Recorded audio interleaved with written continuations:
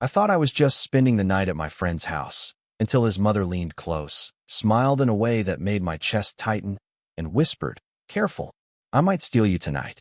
I still remember the way the air felt that evening, crisp, with the faint scent of pine drifting in from the trees that lined their neighborhood. I hadn't been to my friend's house in months, and I didn't expect the night to be anything more than casual laughter, maybe a movie, maybe a few too many snacks. When I knocked, it wasn't my friend who opened the door. It was her, his mother. She stood there in the soft glow of the hallway light, her hand still on the doorframe, as if she'd paused mid-thought. Her hair was gathered loosely, strands escaping to frame her face in a way that seemed more effortless than styled. She wore a sweater, simple, dark, elegant, the kind of thing that looked comfortable but somehow made her presence sharper, more defined. "Come in," she said, her voice warm, carrying a quiet steadiness. And just like that, I felt it, the odd flutter in my chest, the sudden awareness that I was standing in front of someone who carried herself with a kind of grace that didn't demand attention, but held it all the same. As I stepped inside, the familiar smell of their home wrapped around me, fresh coffee lingering in the air, a hint of something floral I couldn't quite place. She closed the door behind me, and for a second, I caught her watching me the way someone notices details without meaning to. Her eyes didn't dart away quickly. They lingered, curious, as though she was quietly measuring how much I'd grown since the last time she'd seen me. My friend's voice carried down the hallway, pulling me back. He came rushing out to greet me, full of his usual energy, and just like that, I was pulled into the rhythm of the evening. The laughter, the inside jokes, the comfortable familiarity. But even in that casualness, I noticed her. When she set down glasses of water for us, her hand brushed mine briefly, just enough for me to register the warmth of her skin. When she laughed at something my friend said, her gaze flicked toward me for only a second too long, as if sharing the moment with me alone. I told myself I was imagining it. After all, she was just being kind, the way any mother would be to a guest in her home. Still, I couldn't ignore the way my shoulders tensed whenever she walked into the room, or the way her voice seemed to cut through the background noise so effortlessly.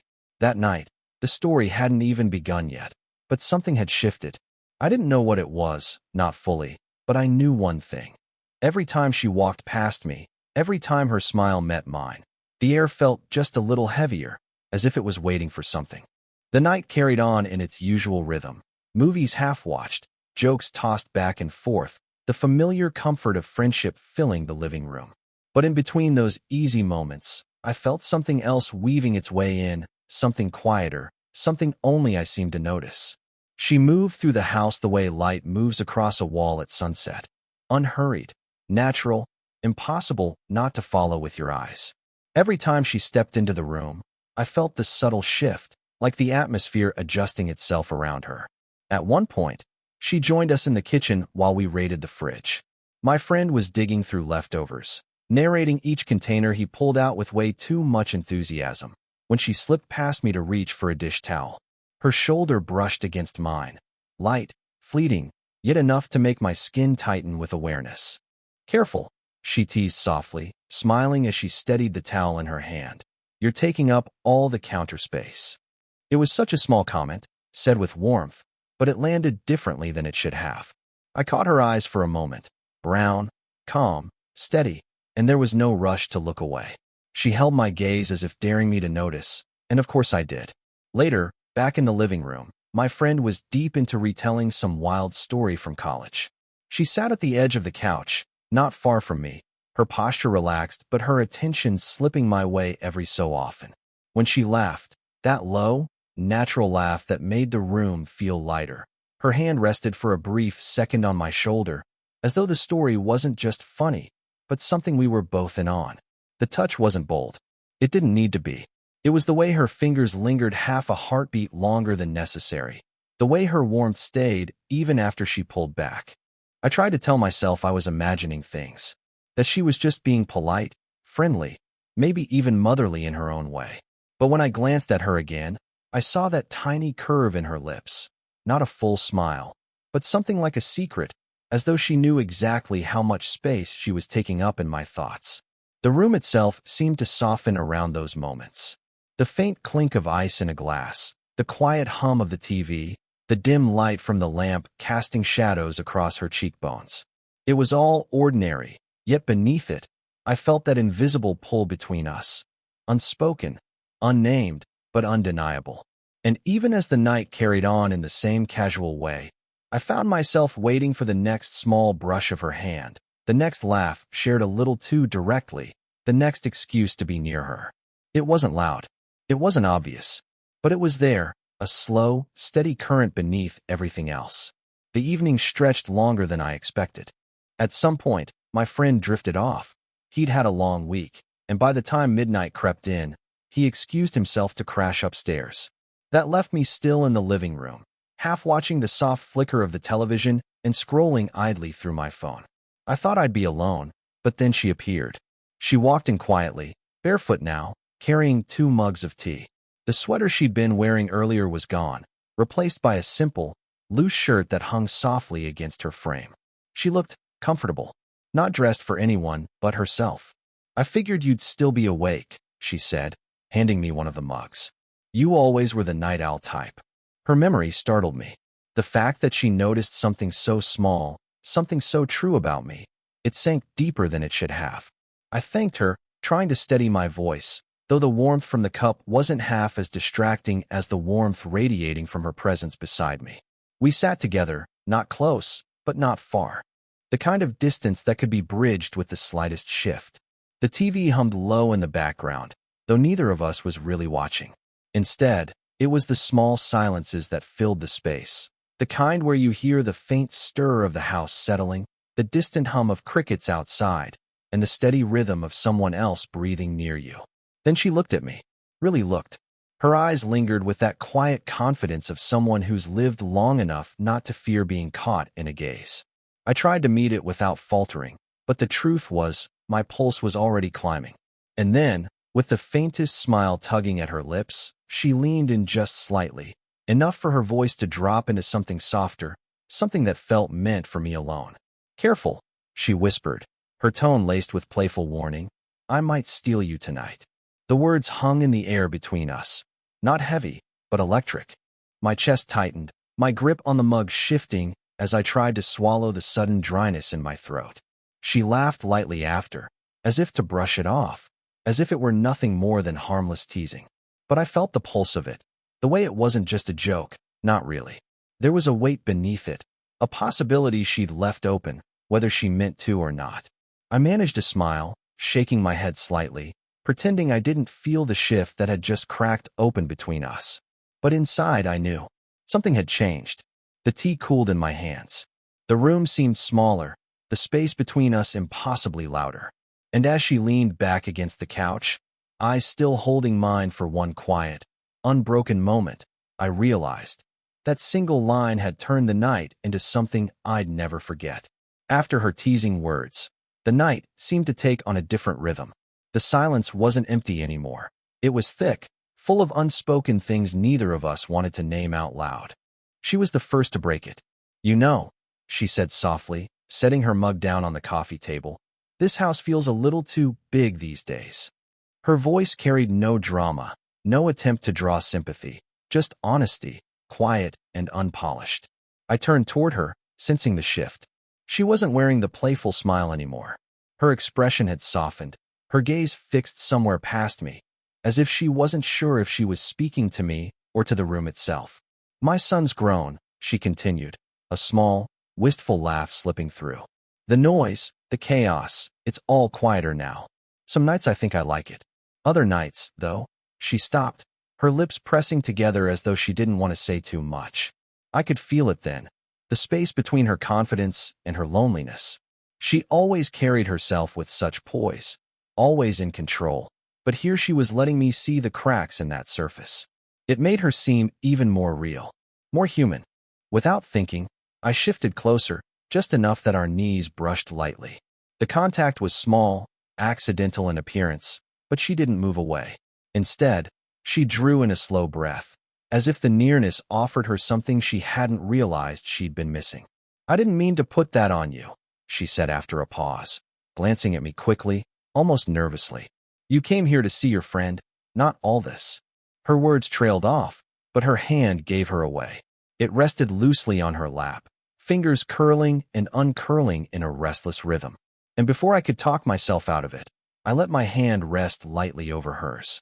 Not tight, not claiming, just a steadying weight. She froze for a moment, and I thought she might pull back. But instead, her fingers relaxed beneath mine. She didn't look down at our hands, didn't call attention to it. She just stayed still, her breathing a little deeper, her shoulders a little looser. I don't let myself say things like this often, she admitted finally. It feels selfish somehow. But you. She stopped again, her throat working as though the words caught there. I wanted to press, to ask what she meant, but I didn't. I just listened. Sometimes that's what people need most. Not answers, not fixes, just someone who won't turn away when the truth slips out. The moment felt fragile, like glass balancing on the edge of a table. One wrong move, and it could shatter. But for those few minutes, in the quiet of that dimly lit room, she allowed me to see her not as the confident woman everyone else knew, but as someone with unspoken longings, unguarded, human, and achingly close. The clock ticked quietly in the background, though I couldn't have said what time it was anymore. The night had stretched into that soft, in-between place where the world feels hushed, where even the smallest sounds carry. We were still sitting together, neither of us mentioning sleep. She had tucked her legs up on the couch, her body angled toward me now, one elbow resting on the cushion, her cheek leaning into her hand. It was a casual posture, almost careless, but the way her eyes stayed on me made it anything but. "Do you ever wonder," she said suddenly, her voice low, "how different life might feel if you'd made one choice differently? Just one." The question caught me off guard. Not because I didn't have an answer, but because of the way she asked it. It wasn't small talk. It was searching, as though she wasn't really asking about me at all. I leaned in slightly, setting my mug down so I wouldn't fumble with it. "Yeah," I said honestly. More often than I'd like to admit. That seemed to please her, not in a surface way, but in the kind of way that makes someone exhale, like they've been carrying a weight too long. Her smile was faint, almost tired, but it reached her eyes. As she shifted closer to set her own cup aside, her knee brushed mine again. This time, neither of us moved. The contact was small, but it lingered, the warmth of her skin through the fabric of her leggings pressing lightly against me. It was astonishing how something so subtle could feel so consuming. She leaned toward me a little more, holding her phone. "Here," she said softly, "I want to show you something." Her shoulder pressed against mine as she scrolled, her hair slipping forward, brushing across my cheek. I caught the faint scent of her shampoo, clean, floral, familiar in a way that made my chest tighten. I tried to focus on the screen, on the photo she was showing me, but all I could feel was her closeness, the steady warmth of her body beside mine. The way her hand steadied against my forearm, so casually it felt intentional. When she laughed at the picture, her breath fanned lightly against my skin. It was nothing more than a simple, human moment, but my heart was already racing. Silence settled after, comfortable yet charged. Her hand still rested on my arm. My knee still pressed against hers. And for a long, suspended second, our eyes met. There was no rush to look away this time. No attempt to disguise what hung in the air between us. Her gaze was calm, but there was a flicker of something unspoken there. Longing, maybe, or recognition. And I realized in that moment, we weren't just sitting close anymore. We were teetering at the edge of something neither of us had dared name, but both of us could feel. The night had thinned into silence. Even the television had gone dark, the automatic sleep timer shutting it off long ago. Only the soft glow of the lamp remained, casting golden light across the room. She shifted slightly, sitting back, her expression softer now, thoughtful. "It's late," she murmured, almost as if reminding herself more than me. Yet she didn't move to stand. Neither did I. For a moment, we just sat there, the kind of stillness where you become hyper-aware of everything. The quiet hum of the refrigerator in the distance, the faint ticking of the wall clock, the sound of each other's breathing. Then she smiled gently. "You should get some rest before morning sneaks up on us." Her voice was warm, tender, but threaded with something else, hesitation, maybe even reluctance. I nodded, but before I could stand, she leaned toward me. Her arms wrapped around my shoulders in a soft, lingering hug. At first, I froze, not from discomfort, but from the sudden flood of sensation. Her body fit against mine, warm and steady. Her cheek rested lightly against my chest, and in that closeness, I felt it. The quiet steadiness of her heartbeat, the way it pressed faintly against me as though it was reaching out in silence. My arms moved slowly, almost unsure, but once they settled around her, I couldn't let go. My hands rested gently at her back, the fabric of her shirt soft beneath my fingers. She sighed, a quiet, almost imperceptible release, and in that sound, I felt something unravel inside me. The hug lingered longer than it should have. It wasn't the kind of embrace meant for quick comfort. It was slower, heavier, as if both of us were holding on to something we didn't want to end. When she finally drew back, she didn't move far. Her face hovered just inches from mine, her eyes searching, steady. The golden lamplight caught the faint lines of her expression, grace, age, beauty, all of it blending into something I couldn't look away from. Her hand rose, fingertips brushing lightly against my jaw, a gesture so tender it made my breath catch. For a heartbeat, I thought she might close the distance between us. Her lips parted slightly, her gaze flicking down for the briefest second before returning to my eyes. But she stopped. Instead, she let her thumb trace gently along my cheek before lowering her hand, her smile returning, soft and almost wistful. "Good night," she whispered, her voice steady but carrying the weight of everything unsaid. I nodded, unable to speak, my chest still tight from the nearness. As she stood and moved toward the hallway, the air between us felt charged, alive. We hadn't kissed, hadn't spoken words we couldn't take back, but the boundary had been crossed, gently, quietly, unmistakably. And I knew, as I sat there in the glow of the fading lamplight, that nothing between us would ever feel quite the same again. The house was quiet, almost too quiet after she walked me to the guest room. I thought the night had ended there, with that hug that still lingered in my chest like a secret heartbeat. But just as I set my bag down and turned toward the bed, there was a soft knock at the door. When I opened it, she was standing there in the dim hallway light. No words at first, just her, barefoot, her hair falling loosely around her shoulders. For a moment, neither of us moved, as if the silence itself was holding us in place.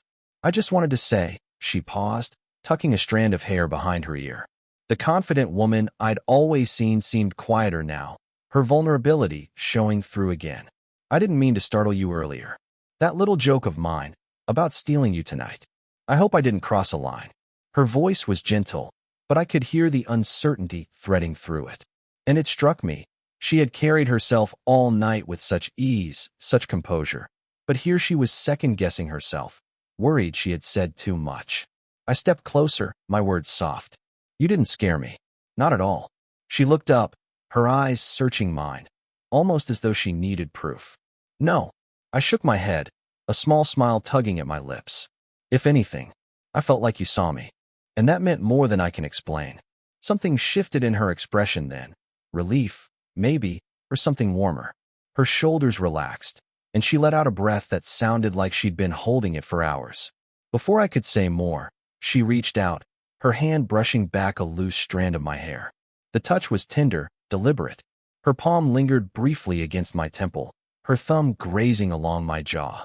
And then, with a softness that felt almost dreamlike, she leaned in and pressed her lips lightly to my cheek. The kiss wasn't rushed. It was slow, careful, the kind of touch meant not to claim, but to reassure. My chest tightened, not with nerves this time, but with something steadier, something that felt like belonging. When she pulled back, her hand still lingered against my face. Her eyes held mine, steady and unflinching. "Good night," she whispered, her voice carrying both warmth and restraint. "Good night," I echoed, though the word felt too small for the weight of what had just passed between us. She smiled then, a quiet smile that seemed to hold both promise and patience. And as she turned and walked back down the hall, I stood in the doorway, feeling the warmth of her touch still burning faintly on my skin. The night didn't end with grand declarations or reckless choices. It ended with something softer, the quiet certainty that we had crossed into a new kind of closeness, one that didn't need to be named yet. And as I lay down in the quiet of that guest room, her words, her touch, her nearness, echoed through me. "Careful," she had said, and maybe she was right, because from that night on, nothing between us would ever be quite so simple again. Sparkles, if this story touched you, don't forget to like the video. It really helps me share more slow burn romances with you. And if you'd like to hear more age gap love stories filled with quiet tension and tender moments, make sure to subscribe and turn on notifications so you never miss the next one. 9.